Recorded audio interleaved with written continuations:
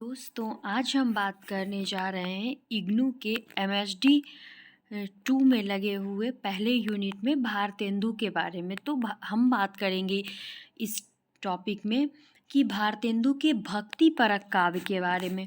जैसे मैंने आपको बताया कि भारतेंदु हरिश्चंद्र के टॉपिक से एक प्रश्न अवश्य आता है। वैसे तो नवजागरण से रिलेटेड जो प्रश्न है वो बहुत इम्पॉर्टेंट है, जिसे मैंने इसके पहले वाले वीडियो में कवर किया, लेकिन मैं इस वीडियो में कवर करने जा रही हूँ भारतेंदु का भक्तिपरक काव्य।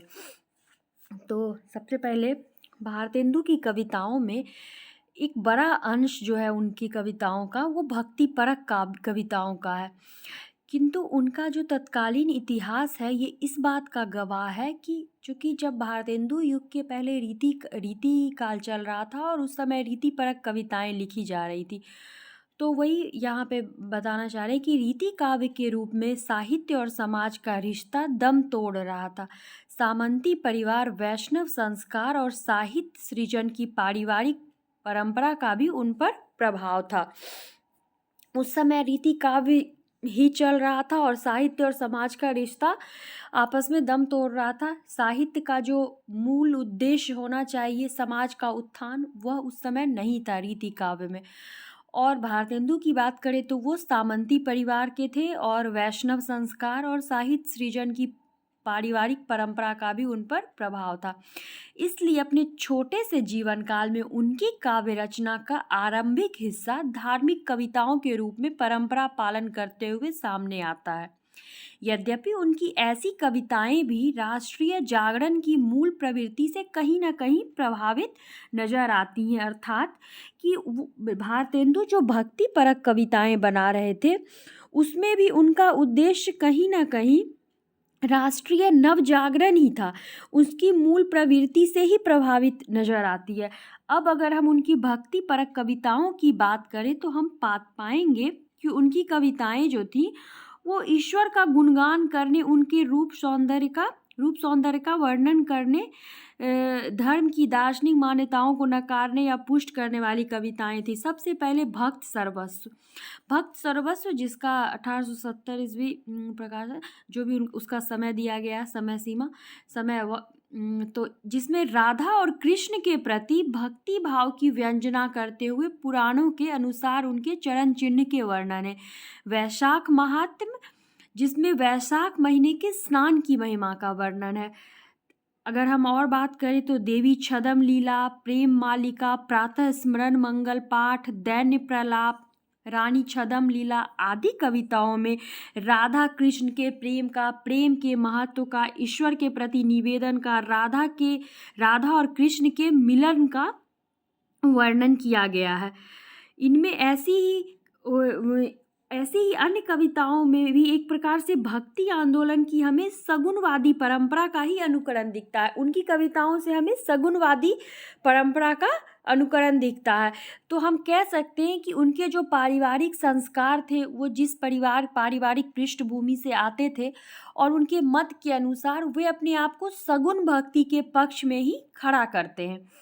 19वीं शताब्दी, जैसा कि हमें पता है, 19वीं शताब्दी में बंगाल में सामाजिक और धार्मिक नवजागरण की जो लहर उठी हुई थी, मतलब उस समय जो धार्मिक सामाजिक सुधारवादी जो भी आंदोलन चल रहे थे, तो उसमें जो भी उस वक्त की रूढ़िवादिता थी, अंधविश्वास थे या फिर धर्म द्वारा निर्देशित जो भी कुरीतियाँ चल रही थी, उसका जोरदार खंडन किया जा रहा था। अर्थात कहें तो समाज सुधार पे एक तरह से बल दिया जा रहा था।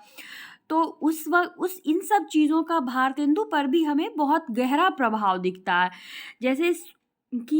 जैसे स्वामी दयानंद सरस्वती, उनके जो आर्य समाज के जो धार्मिक विचार थे, मूर्ति पूजा, इन सब का वो विरोध करते। ईश्वर के सगुण रूप का विरोध उनको जचता नहीं था।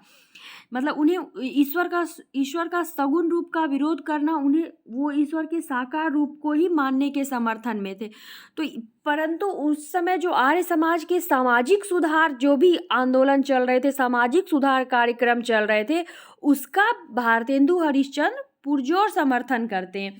इसी तरह ब्रह्म समाज के भी वो सामाजिक जो भी आंदोलन उस वक्त चल रहे थे उसके वो पक्षधर थे। उनकी जो भी ब्रह्म समाज में भी मूर्ति पूजा का विरोध किया जा रहा था, जिसे वो नहीं मानते थे। परंतु ब्रह्म समाज के जो भी सामाजिक सुधार की मान्यताएं थी, जैसे बलि प्रथा का विरोध वो कर मतलब कि करते थे, और भी जो भी उस वक्त अंतरजातीय विवाह का वो समर्थन कर रहे थे, विधवा विवाह का, ये सब का, तो भारतेंदु इन सब चीज़ों को समर्थन करते थे। भारतेंदु की विभिन्न धर्मों के बारे में, जैसे भारतेंदु और भी धर्मों को के महत्व को स्वीकार करते हैं, उनके बारे में भी कविताएं लिखते हैं। तो कुल मिलाकर अगर हम ऐसा कहें तो भारतेंदु जो थे, उनकी कविताओं में हमें देश और समाज की संपूर्ण वो उन्नति के लिए प्रयत्नशील दिखते हैं, चिंतित दिखते हैं। तो हम ऐसा कह सकते हैं, इस नतीजे पे हम पहुंच सकते हैं भारतेंदु, क्योंकि भारतेंदु ने कुरान का भी हिंदी में अनुवाद किया था, गुरु नानक के भी बारे में उन्होंने कहा था, और एक बार वो जैन मंदिर भी चले गए थे, जिसके कारण समाज ने उन्हें नास्तिक करार दे दिया था। सारी बातों को अगर हम आज आलोचनात्मक दृष्टि से अगर हम देखें, तो हम ये कह सकते हैं कि भारतेंदु की नज़र में हम ये कह सकते हैं कि सभी धर्मों की मूल दृष्टि एक ही है। अतः उनकी धार्मिक कविताएं, धार्मिक काव्य की परंपरा को हम धार्मिक समन्वयवाद या धर्मनिरपेक्षता के सिद्धांत की ओर विकसित करने का उनकी कविताएं प्रयास करती है, अर्थात धर्मनिरपेक्ष, सभी धर्मों का आदर करना, इस सिद्धांत की ओर भारतेंदु की कविताएं इस सिद्धांत की ओर प्रयास करती हैं। तो ये वीडियो भारतेंदु के भक्तिपरक काव्य के बारे में था, जिससे इग्नू में MSD 2 के लिए इम्पॉर्टेंट टॉपिक है। भारतेंदु हरिश्चंद्र टॉपिक ही बहुत इम्पॉर्टेंट है। अगले वीडियो में मैं भारतेंदु के श्रृंगार परक काव्य की, फिर धीरे धीरे हर टॉपिक को हम लोग कवर करेंगे। धन्यवाद।